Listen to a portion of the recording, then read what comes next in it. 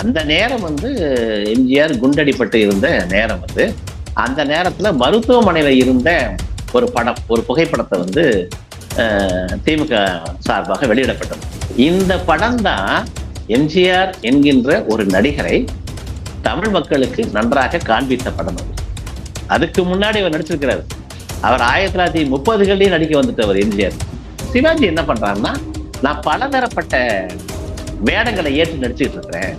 இப்படி ஒரு வேடத்துக்குள்ள நான் போனேன்னா இதே மாதிரியான படங்கள் என்னை நோக்கி வரும், அதை நான் விரும்பல அப்படின்னு சொல்லிட்டு அவர் என்ன பண்றாரு, என்னை விட இந்த படத்துல எம்ஜிஆர் அண்ணன் நல்லா பண்ண முடியும், சிவாஜி அப்படி ஒரு காரணம் காமிச்சு விளக்குனாங்க. அந்த நேரத்தை சரியா பயன்படுத்திக்கிட்டு எம்ஜிஆர் உள்ள வந்தார். இப்ப எடப்பாடியார் சொல்றாரு இல்லையா, அதாவது திமுக எம்ஜிஆர் வச்சு வளர்ந்ததுங்கிறாருல, அல்ல, படங்களில் இதை காண்பித்து திமுக கொடியை காண்பித்து தன்னை ஒரு கருப்பு சிவப்பு துண்டணிந்த ஒருவராக காண்பித்து இப்படி வந்தவர் தான் எம்ஜிஆர். திமுகவை இரண்டாக உடைக்க வேண்டும் ஒரு திட்டம் போடுறாங்க. அந்த திட்டத்தின் விளைவு தான் எம்ஜிஆர் வந்து வருமான வரி சோதனை செய்வோம்னு சொல்லி அதை காண்பித்தே பயமுறுத்தி, நீங்க திமுக உடைக்கிறதுக்கு நீங்க இப்ப மாதிரி அப்பவும் நடந்தது. பாக்கெட்ல எம்ஜிஆருடைய படத்தை வச்சுட்டு தெரிகிறது, ஜெயலலிதா படத்தை வச்சுட்டு தெரிகிறது இருக்கக்கூடிய ஆட்கள் இவர்கள் இப்படித்தான் இருப்பார்கள். அரசியலுக்கு லாயக்கற்றதான். அதனுடைய விளைவு எம்ஜிஆர் 37 பாராளுமன்ற தொகுதி இழந்தார். எம்ஜிஆருக்கு ஆச்சரியம், என்னடா நாம வந்து பெரிய ஆள் நினைச்சிட்டு இருக்கிறோம், மக்கள் வந்து நமக்கு தான் ஓட்டு போடுவாங்கன்னு நினைச்சோம், எப்படி நம்ம தோத்தோம் இவன் புரியல. சென்னையில இருக்கிற 14 தொகுதியில பாத்தீங்கன்னா அதிமுக அப்ப தொகுதிகளை தள்ளி விடும், கூட்டணியில யார் சேர்றாங்களோ அவங்கள்ட்ட தள்ளி விட்டு ஒதுக்கிடும். ஏன்னா எழுதி வைக்கலாம், திமுகவுக்கு தான் 14 சீட்டும், 14 தொகுதி திமுகவுக்கு தான். அப்போ இருந்த அதிமுகவுக்கு ஜெயலலிதாவுக்கு அது சாதகமாக பயன்படுது, இல்லைன்னா ஜெயலலிதா வந்திருக்க முடியாது. ஒரே காரணம், எம்ஜிஆரோட சேர்ந்து நடித்தவர்கள் என்ற ஒன்றை தவிர அவருக்கு வேற எந்த தகுதியும் வைத்துக் கொண்டு அவர் அரசியலுக்கு வரல.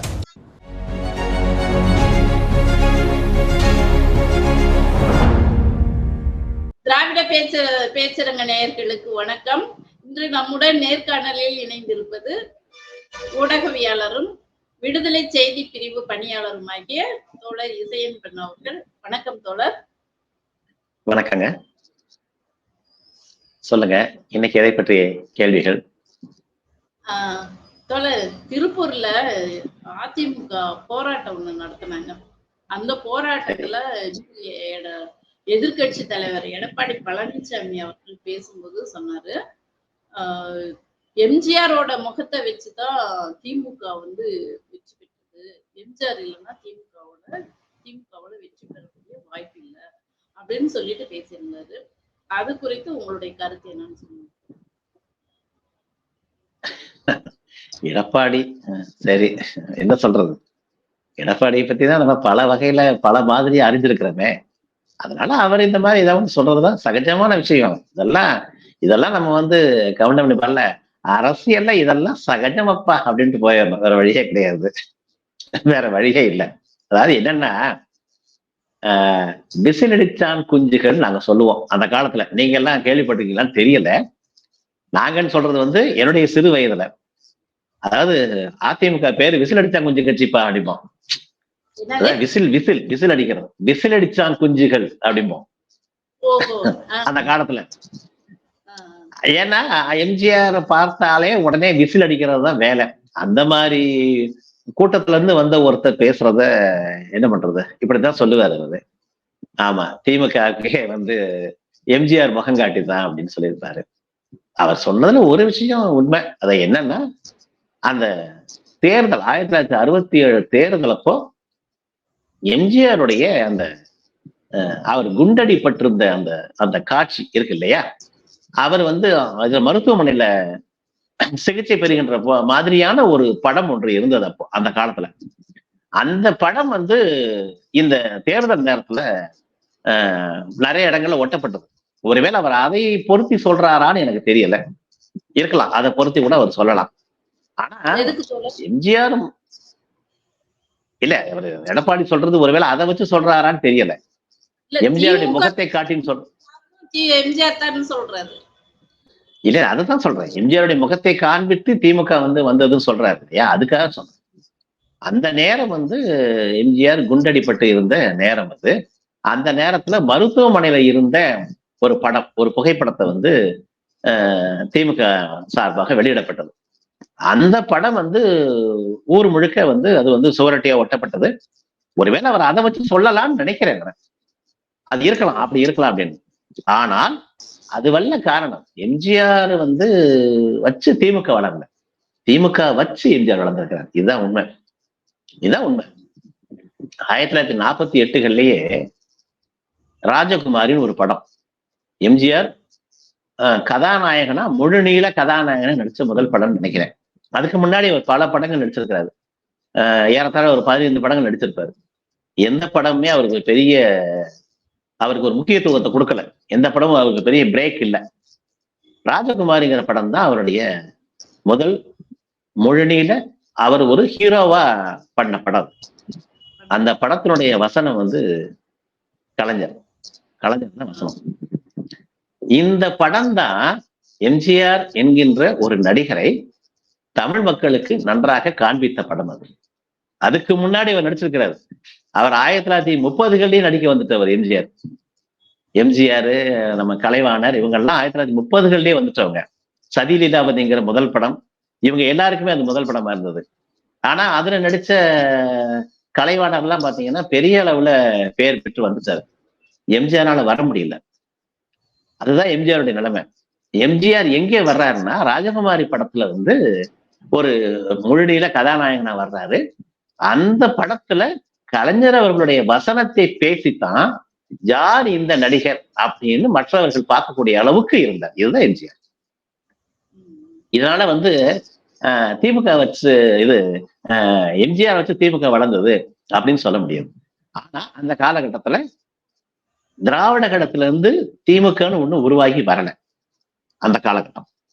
அதன் பிறகு பாத்தீங்கன்னா சிவாஜிங்கிற ஒரு அருமையான நடிகர் 1952 பராசக்திங்கிற படத்துல கலைஞருடைய வசனத்துல பராசக்திங்கிற படத்துல அருமையான அந்த படத்தின் மூலமாக அவருடைய கலைஞருடைய மிக மிக ஆர்ப்பரிக்கக்கூடிய வசனங்கள் தெரியும் நமக்கெல்லாம். நம்ம எல்லாம் பராசக்தி வசனம் இன்னைக்கு கூட நம்ம போட்டு விட்டாங்கன்னு அப்படி கேட்டுக்கிட்டே உட்காந்துருப்போம். அந்த மாதிரியான வசனங்கள் அதை பேசி சிவாஜி முதலாக நடித்து சிவாஜிக்கு நடிகர்களுக்கே அதான் அந்த இதுதான் சொல்ல சொல்லுவாங்க. எங்க சொல்லுங்க பராசக்தி வசனத்தை கோர்ட் சீன் வசனத்தை பேசுங்க, அதான் சொல்லுவாங்க. அந்த மாதிரியான ஒன்று சிவாஜிக்கு மிகப்பெரிய முதல் படம், அறிமுக படம். ஆனா ரொம்ப அருமையா வந்து அவர் பண்ண படம். ஆனா என்னன்னா 1952 இது பராசக்தி வருது. மிகப்பெரிய அளவுக்கு சிவாஜிக்கு தமிழ் மக்கள் மத்தியில மிகப்பெரிய வரவேற்பு. சிவாஜி அதுக்கப்புறம் கிட்டத்தட்ட ஒரு 4-5 படங்கள் பண்ணிடுறாரு, சிறப்பா போகுது. அப்போ வந்து மலைக்கல்லன் அப்படிங்கிற ஒரு படம், அந்த படம் பாத்தீங்கன்னா பக்ஷி ராஜா அப்படின்னு ஒருத்தர் இருக்கிறார். அவர் தான் வந்து அந்த படத்தை வந்து தயாரிச்சார். அவர் வந்து என்ன பண்றாருன்னா இந்த படத்தை மலைக்கல்லன் அப்படிங்கிற படத்தை சிவாஜி கணேசனை வைத்து எடுக்கணும், கலைஞருடைய வசனத்துல எடுக்கணுங்கிற அவருடைய ஆசை. இதுக்காக வர்றாங்க, சிவாஜிட்ட பேசுறாங்க, அந்த பட கதையை கேட்கிறாரு. அது ஒரு முழுநீள ஆக்ஷன் படம். அது ஒரு கொள்ளைக்காரன் மாதிரியான ஒரு கதை, மலைக்கல்லன், அதான் பேருங்க மலைக்கல்லன். அந்த மாதிரியான ஒரு கதை, அப்படி உள்ள ஒரு படம்ங்கிறதுனால சிவாஜி என்ன பண்றாருன்னா நான் பலதரப்பட்ட வேடங்களை ஏற்று நடிச்சுட்டு இருக்கிறேன், இப்படி ஒரு வேடத்துக்குள்ள நான் போனேன்னா இதே மாதிரியான படங்கள் என்னை நோக்கி வரும், அதை நான் விரும்பல அப்படின்னு சொல்லிட்டு அவர் என்ன பண்றாரு, என்னை விட இந்த படத்துல எம்ஜிஆர் அண்ணன் நல்லா பண்ண முடியும், அவர்கிட்ட நீங்க இந்த படத்தை நடிக்க சொல்லுங்க, அந்த படத்துல அவர் நடிச்சா ரொம்ப நல்லா இருக்கும்னு சொல்றாங்க. அதன் பிறகு சிவாஜி அவங்க வற்புறுத்துறாங்க. இல்ல சிவாஜி என்ன சொல்றாருன்னா இல்ல எம்ஜிஆர் தான் நடித்தா நல்லா இருக்கும்னு சொன்னாரு. பிறகு இந்த படம் எம்ஜிஆருக்கு போகுது. அந்த மலைக்கல்லன் தான் எம்ஜிஆரை ஒரு ஹீரோ அப்படிங்கிறது சிவாஜிக்கு சரிநிகர், அதாவது ஒரு ஹீரோ அப்படின்னு வந்தது அந்த படம், மலைக்கல்லன் படத்தை. அதுக்கு முன்னாடி கிடையாது. அதுக்கு முன்னாடி சிவாஜி தான் பெரிய நடிகர். அதன் பிறகு பாத்தீங்கன்னா எம்ஜிஆர் முழுக்க அந்த நேரம் பாத்தீங்கன்னா சிவாஜி கணேசன் 52 படம் பராசக்தி வந்தோடனேயே அவர் திருப்பதிக்கு போறாரு. திருப்பதிக்கு போன உடனே திமுகல வந்து பெரிய பிரச்சனையா உண்டாகுது. சிவாஜியை வந்து கட்சியை விட்டு நீக்கிறாங்க. அவர் திமுக போய் இருக்கிறாரு, கட்சியை விட்டு அவர் நீக்கிறாங்க, வேண்டான்னு சொல்றாங்க. அவர் ஒதுங்கிறாரு. அந்த நேரத்தை பயன்படுத்தி எம்ஜிஆர் உள்ளவர். ஓஹோ. இதுதான். ஆமா. அப்ப சிவாஜி சிவா திருப்பதிக்கு போனதுதான் பிரச்சனையானது. அதுதான் பிரச்சனை. அதுதான் பிரச்சனை. திமுக அப்ப அப்படி இருந்திருக்குது. அதான் திமுக இருக்கிறவங்க கடவுள் நம்பிக்கை கூட இல்லாதவர்களாக அந்த காலத்துல இருந்தாங்க. இது நம்ம இன்றைக்கு இருக்கக்கூடிய தோழர்களுக்கு நம்ம புரிய வைக்கணும். இது ரொம்ப முக்கியமான விஷயம். அது அப்படிதான் இருந்தாங்க. திருப்பதிக்கு போனதுக்காக சிவாஜி கணேசனை நீக்கிட்டாங்க கட்சியில இருந்து கட்சியில இருக்கிற. நீங்க ஆமா, சிவாஜி வேற வழி இல்ல. சிவாஜி கூட முழு பக்தியோட அதுக்கு போனாருன்னு சொல்ல முடியாது. பீம் சிங் ஒரு டைரக்டர், முக்கியமான டைரக்டர், இயக்குனர், சிவாஜியோட படங்கள்லாம் வரிசை, இந்த பாவரிசை படங்கள் அதிகமா பண்ணாரு. அவரு கூப்பிட்டாருன்னு இவர் போயிட்டாரு, கூட போயிட்டாரு திருப்பதிக்கு. ஒரு பெரிய அளவுல ஒரு இது எடுத்து போகல. ஆனா அந்த நேரம் பார்த்து திமுகவினரே, அதான் நான் சொல்றது, அந்த காலத்துல வந்து நம்ம இயல்பாவே இந்த பாலிடிக்ஸ் இருக்கும் இல்லையா, அந்த மாதிரி கலைஞருக்கும் சிவாஜி கணேசனுக்கும் உள்ள அந்த நட்பை வந்து முறிக்கணுங்கிற அந்த இதோட பண்ண வேலைதான் சிவாஜி அப்படி ஒரு காரணம் காமிச்சு விளக்குனாங்க. அந்த நேரத்தை சரியா பயன்படுத்திக்கிட்டு எம்ஜிஆர் உள்ள வந்தார். இப்ப எடப்பாடியார் சொல்றாரு இல்லையா, அதாவது திமுக எம்ஜிஆர் வச்சு வளர்ந்ததுங்கிறாருல, அல்ல, எம்ஜிஆர் தான் உள்ள வர்றாரு, திமுகக்குள்ள உள்ள வந்தார். உள்ள வந்த உடனே இவங்களுக்கு சிவாஜிங்கிற பெரிய நடிகன் இயக்கத்தை விட்டு வெளியில போயிட்டதுனால அந்த நேரத்துல எம்ஜிஆர் வர்றாருன்னு எம்ஜிஆரை தூக்கி பிடிக்கிறாங்க. இதுதான் உண்மை. அதாவது சிவாஜி போயிட்டாரு, இயக்கத்துல இருந்து போயிட்டாரு, திமுக இருந்து போயிட்டாரு.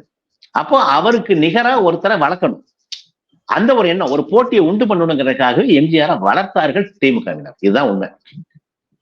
இது தெரியாம நம்ம வந்து எம்ஜிஆரை வந்து எம்ஜிஆர்னாலதான் திமுக வளர்ந்தது அப்படின்னு சொல்றதுலாம் மிகப்பெரிய ஒரு அதாவது ஏமாற்று வேலை, புரட்டு வேலை. ஆமா, இவர் 1974 புரட்சி மதிப்பிடுற மாதிரி இருக்கு இல்லைங்களா? அதான் சொல்ல வர்றேன். அடுத்து சொல்ல வர்றேன். அதான் என்னன்னா, இவர் 1974 அரசியலுக்குள்ள வர்றாரு. யாரு? எடப்பாடி பழனிசாமி அவர்கள் அரசியலுக்குள்ள வர்றது 1974 வர்றாரு. 74ங்கிறது அதிமுக தொடங்கப்பட்ட நேரம், தொடங்கி அப்பதான் வந்துகிட்டு இருக்குது.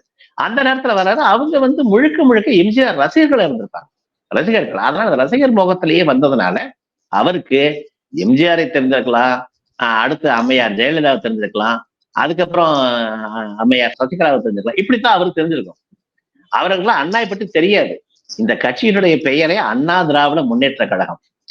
அந்த அண்ணாவை குறைத்து மதிப்பிட்டு, அண்ணாவை விட எம்ஜிஆர்னாலதான் திமுக வளர்ந்துட்டு இருக்கு பாருங்க, அண்ணாவை விட இயக்கத்தை ஒருத்தர் வளர்த்தர முடியுமா? ஐயாவிடம் இருந்து பிரிந்து வந்ததே என்ன சொல்லி வர்றாங்க? அவங்க வந்த பிறகு அவங்க என்ன சொல்றாங்க? ஐயாவுடைய கொள்கைகளை நாம மக்களுக்கு வந்து கொண்டு போய் கொடுக்கணும்னா அதுக்கு அரசியல் தேவை, அதிகாரம் தேவை. அந்த அதிகாரத்தை பிடித்தால் ஒழியே நாம மக்கள்கிட்ட கொண்டு நம்ம இதை செய்ய முடியாது அப்படின்னு சொல்றாங்க. அது நடந்தது. பின்னாடி அண்ணாவுடைய ஆட்சி காலத்துல அவர் அடுத்தடுத்து செய்யக்கூடிய அந்த சாதனைகள்ல பாத்தீங்கன்னா இதெல்லாம் தமிழ்நாடுங்கிற பேர் வருது. மும்மொழி கொள்கைன்னு அப்ப அதுக்கு முன்னாடி இருந்ததை வந்து இருமொழி கொள்கை ஆக்குறாங்க. தமிழ் ஆங்கிலம் மட்டும்தான். சுயமரியாதை திருமண சட்டத்தை கொண்டு வர்றாங்க. இதெல்லாம் வந்து ஐயாவுடைய இது முழுமூச்சான கொள்கைகள். அது எல்லாற்றையுமே அண்ணா கொண்டு வந்தார். அப்படியாப்பட்ட அண்ணாவுடைய முழுக்க முழுக்க அண்ணா என்ன நினைக்கிறாரோ அதை நிறைவேற்றக்கூடிய அவருடைய தம்பி கலைஞர். இவர்களாலதான் திமுகங்கிறது வளர்ந்து வந்துட்டு இருந்தது. இவர்கள் வளர்ந்து கொண்டு கொண்டிருக்கிற காலத்தில் எம்ஜிஆர் இவர்கள் பக்கத்தில் இருந்து கொண்டு இவர்களோடு பழகி பழகி பழகி இவர்களோடு நின்று நின்று நின்று படங்களில் இதை காண்பித்து திமுக கொடியை காண்பித்து தன்னை ஒரு கருப்பு சிவப்பு துண்டணிந்த ஒருவராக காண்பித்து இப்படி வந்தவர் தான் எம்ஜிஆர். அதுதான் 1965 சொல்லுவாங்க, இந்த இந்திய எதிர்ப்பு போராட்டத்தப்போ, அதுவே மிக முக்கியமான போராட்டம் திமுகவுக்கு. அந்த போராட்டத்தப்போ இங்க போராட்டம் நடந்துகிட்டு இருக்கிற அந்த காலகட்டத்துல எம்ஜிஆர் வந்து 1001 படம் ஷூட்டிங்ல இருக்கிறார், படப்பிடிப்புல இருக்கிறார். திமுக வளர்ந்ததுன்னு சொல்றாருல, அதுக்காக சொல்ல வரேன். இங்க மிகப்பெரிய போராட்டத்தை கலந்துக்க கிடையாது. நமக்கு வந்து முழுமூச்சான ஒரு மிகப்பெரிய வெற்றியை திமுகவுக்கு தேடி கொடுத்த ஒன்று வந்து இந்திய எதிர்ப்பு போராட்டம். அந்த காலகட்டத்துல வந்து கல்லூரியில படித்த நம்ம தோழர்கள் எல்லாரும் வந்து முழுக்க முழுக்க எதிர்த்து நின்று எத்தனை பேர் இதுக்காக அன்னைக்கு இறந்துருக்கிறாங்க, எத்தனை பேர் தற்கொலை பண்ணியிருக்கிறாங்க. இதெல்லாம் நடந்த காலகட்டம் அது. எதிர்ப்பு போராட்டத்துல முதல் பலியானது நம்ம சிதம்பரத்துல இருக்கக்கூடிய ராஜேந்திரன் அவர்கள். சிதம்பரம் அந்த இல்ல, இந்த மாதிரி நிறைய பேர் இருந்திருக்காங்க. நிறைய பழி இதெல்லாம் வந்து எதற்காகன்னா, என்னுடைய மொழியின் மேல் இன்னொரு மொழி ஆதிக்கம் செலுத்துவதை நாங்கள் விரும்பவில்லை அப்படிங்கிற ஒரு காரணத்துக்காக தான். அப்ப திமுகவுடைய மொழி உணர்வு தான் அந்த இயக்கத்தை வளர்க்குது.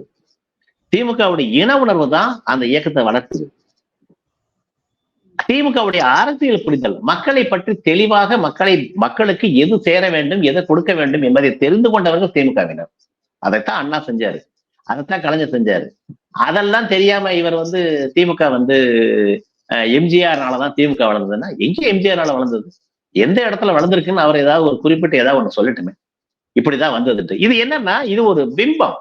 அன்னைக்கு வந்து திமுகவுடைய அமோக வளர்ச்சி, மிகப்பெரிய வளர்ச்சியை பார்த்த மத்திய அரசாங்கம், ஒன்றிய அரசாங்கம் சொல்றோம் இல்லையா, மத்திய அரசாங்கம் அப்ப இருந்தவங்க திமுகவை இரண்டாக உடைக்க வேண்டும் ஒரு திட்டம் போடுறாங்க.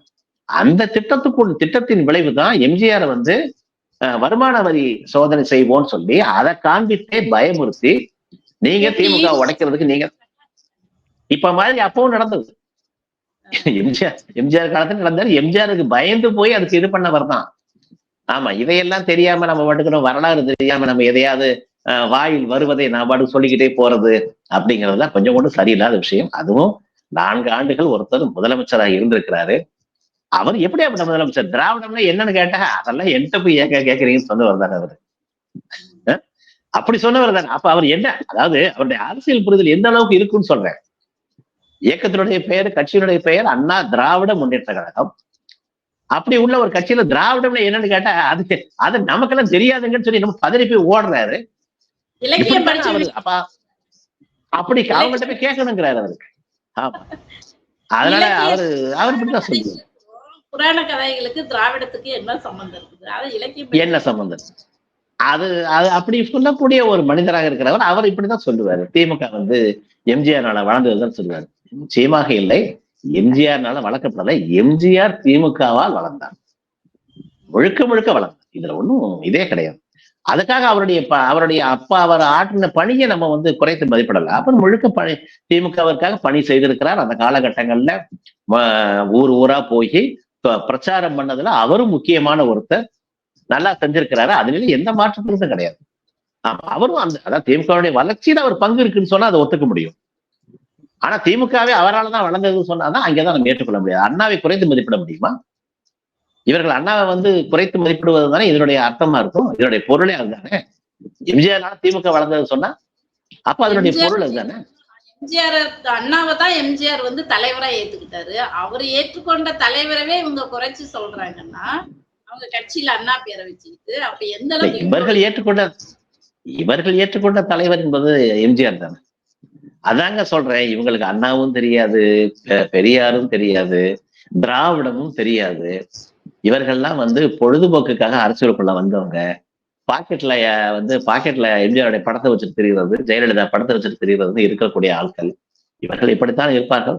இவர்களை நாம் புறந்தள்ள வேண்டும், அவ்வளவுதான். அரசியல்ல இவர்கள்லாம் அரசியலுக்கு லாயக்கற்றவர்கள், இப்படிதான் சொல்ல முடியும். ஏன்னா அரசியல்ங்கிறது என்ன, நான் என்ன கொள்கையில வந்து ஊறி வர்றனோ, என்ன கொள்கை எனக்கு இருக்குதோ அதை எடுத்து கொடுக்கணும், மக்கள்கிட்ட சேர்க்கணும். நீங்க திமுகவோட அப்படித்தானே போட்டி போடணும். திமுக வந்து அண்ணாவுடைய கொள்கையை நிறைவேற்றல இப்படி சொல்லணும். நான் ஒரு இதுக்கு எடுத்துக்காட்டுங்க சொல்றேன். அவங்க இவ்வளவுதான் நிறைவேற்றிருக்காங்க, அவங்கள விட நாங்க நிறைவேற்றிருக்கோம் இப்படி சொல்லணும். இப்படி சொல்லியிருந்தா அது சரியாக இருக்க முடியும். நீங்க அப்படி சொல்ல தயாரா இல்லையே. நீங்க வந்து முழுக்க திரைப்பட அரசியலை தானே நீங்க நடத்திட்டு போயிருக்கீங்க. உங்களுடைய தலைவர்கள் அதான செஞ்சிருக்கிறாங்க. எம்ஜிஆர் என்ன பண்ணாரு இன்னும் சொல்லுவாங்க. நான் அதுக்கு ஒரு இதுக்கு வர்றேன். எம்ஜிஆர் வந்து நாலதான் திமுக வளர்ந்ததுன்னா, எம்ஜிஆர் தேர்தலில் தோற்றிருக்கிறாரு. 2 நாடாளுமன்ற தொகுதியை வாங்கினாரு. இது நடக்கத்தானே செஞ்சது. 1980 நினைக்கிறேன். 80ல 2 நாடாளுமன்ற தொகுதி தான் பெற்றாரு. ஏன், என்ன காரணம்? இது தெரிய வேண்டாமா எடப்பாடியாருக்கு?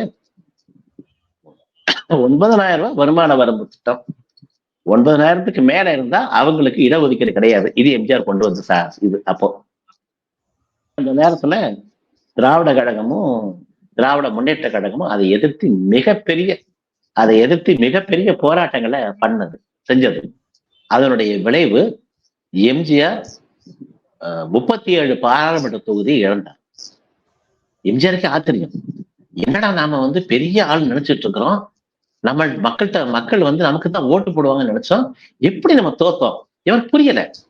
புரியாம அதுக்கப்புறம் வந்து கேட்கிறப்போ மற்ற அதாவது எம்ஜிஆர்ட்ட வந்து என்னன்னா மற்ற அமைச்சர்களை கூப்பிட்டு எப்படி நம்ம தோத்தோம் அப்படின்னு கேட்கிறப்ப யாரோ ஒரு அமைச்சர் திராவிடத்தை பத்தி தெரிந்த அமைச்சர் வச்சுக்கோங்களேன், அப்படி இருக்கலாம். நீங்க இந்த இடஒதுக்கீடுக்கு எதிராக நீங்க வந்து 9,000 வருமான வரம்பு கொண்டு வந்தீங்க பாத்தீங்களா, அத இந்த இவரு வீரமணியும் திமுகவும் சேர்ந்து அதை பிரச்சாரம் பண்ணித்தான் இதுல இந்த தேர்தலில் உங்களுக்கு மிகப்பெரிய தோல்வி அப்படின்னு சொன்ன பிறகுதான் அப்புறம் அவர் கூப்பிட்டு ஒரு இது நடத்துறாரு. என்ன இடஒதுக்கீட்டுல என்ன பிரச்சனைன்னு கூப்பிட்டு கேட்கிறாரு. அப்ப ஆசிரியர் வீரமணி தான் வந்து இடஒதுக்கீட்டுல நீங்க 9,000 வருமான வரம்பு கொண்டு வந்தீங்கன்னா அதனுடைய விளைவு என்னவாக இருக்கும், யார் அதை அந்த இடஒதுக்கீடு அனுபவிக்க முடியும் அப்படிங்கிறத விளக்கமா சொல்றாரு. சொன்ன பிறகு அதை எம்ஜிஆர் புரிந்து கொண்டு உடனே 31% இருந்த அந்த இடஒதுக்கீடு 50% மாற்றப்படுகிறது, பிற்படுத்தப்பட்டது. இதை செஞ்சார். அப்போ அவருக்கு தெரியும் திராவிடர் கழகமே முன்னெடுத்த போராட்டத்தினால தானே அந்த மாற்றம் வந்தது. அதைத்தான் சொல்றேன் நான். அதுன்னு சொல்றேன். அப்போ நீங்க திமுக வந்து இவரால் வளர்ந்ததுன்னா நீங்க எப்படி தேர்தலை தோற்றிக்க? அது இன்னும் கேட்டா எம்ஜிஆருடைய 2வது 5 ஆண்டுகள் முடிகிற காலகட்டத்துல மிகப்பெரிய மக்கள் மத்தியில வந்து மிகப்பெரிய எதிர்ப்பு இருந்தது. ஆனா அது வந்து அவருடைய உடல்நிலையினுடைய அந்த இது காரணமா, உடல்நிலை பாதிக்கப்பட்டதன் காரணமாக மீண்டும் அனுதாப ஓட்டுகளை பெற்றுக்கொண்டுதான் மறுபடியும் வந்தாங்க. 1வது முறை எம்ஜிஆர் ஆட்சிக்கு வந்தாருன்னா அது அப்படித்தானே ஒழிய எம்ஜிஆருடைய திறமையினாலேயோ எம்ஜிஆர் வந்து பெரிய நல்ல விஷயங்கள் செஞ்சுட்டாரு, மக்களுக்கு தேவையானதெல்லாம் செஞ்சுட்டாரு அப்படிங்கிறதுனாலே வரல. 1வது முறை வந்தது வந்து அனுதாப ஓட்டு தான் வாங்கி வந்தார். நாம வந்து திராவிட இயக்கம் சொல்றப்ப எம்ஜிஆரை புறந்தள்ள முடியாது. எம்ஜிஆர் திராவிட இயக்கத்தில் பயன்பட்டு இருக்கிறார். ஆனால் அதிகமாக பலன் திராவிட இயக்கத்தால் அவர் அடைந்திருக்கிறார், திமுகவால் அவர் அடைந்திருக்கிறார். இதைத்தான் நம்ம வந்து சொல்லணும். ஆமா, சரிங்களா? உள்ளாட்சி தேர்தல்னு வரும்போது கூட பெரும்பான்மை இடங்களை வந்து திமுக தான் கைப்பற்றினது அப்படிதான் வரலாறு சொல்லுது. உள்ளாட்சி தேர்தல நடத்துறதுக்கு எம்ஜிஆர் அஞ்சினாருன்ட்டு இருக்குங்களா? நடத்தவே இல்லை. ரொம்ப காலம் தள்ளி போட்டாரு. ஏன்னா அவருக்கு இப்ப சிக்கல், நகர்ப்புறங்கள்ல எம்ஜிஆருடைய செல்வாக்கு ரொம்ப குறைவு, கிராமப்புறங்கள்ல எம்ஜிஆருடைய செல்வாக்கு அதிகமா இருக்குது. அது வந்து திரையில அவர் நடித்த நடிப்பை மக்கள் உண்மையாக நம்பி அவர் உண்மையிலேயே அப்படியேப்பட்டவர் தான், அவர் மிக ரொம்ப ரொம்ப நல்ல மனிதர் அப்படின்னு நினைச்சு அப்படி போயிட்டாங்க. திரைப்படங்களை பார்த்து பார்த்து மக்கள் வந்து இதாயிட்டாங்க. ஆனா நகர்ப்புறங்கள்ல வந்து அதுவும் சென்னையில இருக்கிற 14 தொகுதியில பாத்தீங்கன்னா அதிமுக அப்ப தொகுதிகளை தள்ளி விடும். கூட்டணியில யார் சேர்றாங்களோ அவங்கள்ட்ட தள்ளி விட்டு ஒதுங்கிடும். ஏன்னா எழுதி வைக்கலாம், திமுகவுக்கு தான் 14 சீட்டும், 14 தொகுதி திமுகவுக்கு தான் வரும். அதனால நகர்ப்புறங்கள்ல நடந்த அந்த தேர்தல் முழுக்கவே திமுகவுக்கு சாதகமா தான் அமைந்தது. அப்பெல்லாம் எம்ஜிஆருக்கு வந்து நகர்ப்புறங்கள்ல பெரிய செல்வாக்கு இல்லை. அவர் இறந்து போன பிறகு, அதன் பிறகு வந்து அதுக்கு பிறகும் கூட நம்ம சொல்ல முடியாது, ராஜீவ்காந்தி இறந்து போன பிறகுதான் அந்த இது வந்து கொஞ்சம் மாற்றப்படுது. அதுக்கு பிறகுதான் வந்து அதுவே அனுதாபமா மாறி அப்போ இருந்த அதிமுகவுக்கு ஜெயலலிதாவுக்கு அது சாதகமா பயன்படுது. இல்லைன்னா ஜெயலலிதா வந்திருக்க முடியாது. அரசியல் மாற்றங்கள்லாம் பாத்தீங்கன்னா அனுதாப காரணத்தினால ஜெயலலிதா வந்தாங்க, இல்லைன்னா வந்திருக்க முடியாது. ஆமா, அரசியல் பல நேரங்கள்ல மிகப்பெரிய ஆக்சிடென்ட் எல்லாம் பண்ணி விட்டுரும், இந்த மாதிரியான விபத்துகள்லாம் ஏற்படுத்தி விட்டுரும். விபத்துகளை நம்மை போன்ற திராவிட இயக்கத்தை உண்மையாக நேசிக்கின்றவர்கள், திராவிட இயக்கத்தின் பலன் மக்களுக்கு போய் சேர வேண்டும் என்று நினைப்பவர்களுக்கு அது மிகப்பெரிய இடைஞ்சலாக வந்து அமைஞ்சு போயிடும். என்ன பண்றது? நம்முடைய தலைவர்கள் வந்து நம்மளை அப்படி பழக்கல, முழுக்க முழுக்க களத்துல நின்றுங்க. வந்து இந்த வழக்கு எல்லாம் வரும்போது அவங்க பெண் என்பதனாலதான் இந்த வழக்கு வருதுன்னு சொல்லிட்டு இப்படி ஒரு அனுதாபம் அவங்களுக்கு வந்து அது அது மட்டுமே சொல்ல மாட்டேங்க. நீங்க எம்ஜிஆருக்கும் சரி ஜெயலலிதாவுக்கும் சரி ஒன்றிய அரசனுடைய பாதுகாப்பு இருந்தது, இதுதான் உண்மை. ஜெயலலிதா ஒரு பார்ப்பன பெண், நம்ம அதை நல்லா புரிஞ்சுக்கணும். அந்த பார்ப்பன பெண்கிற அந்த பார்ப்பன அந்த குணம், பார்ப்பன அந்த ஜாதி என்பது அவருக்கு மிகப்பெரிய கவசமாக இருந்தது. இது நிறைய பேர் தெரியாம என்ன பண்ணிடுறாங்கன்னா, ஜெயலலிதா பெரிய துணிச்சல்காரி, அது உண்மை அல்ல. அது உண்மை அல்ல. அவ துணிச்சல்னா அது வந்து எப்படின்னா அசட்டு துணிச்சல்னு சொல்லுவோம் இல்லையா, அப்படியாப்பட்ட ஒரு வகையத்தான் நம்ம சொல்லி ஆகணும். அவர்களை வந்து ஒன்றிய அரசு பாதுகாத்தது, பத்திரிகைகள் பாதுகாத்தது, ஊடகங்கள் பாதுகாத்தது. ஏனென்றால் அவர் ஒரு பார்ப்பனர், அதுதான் காரணம்.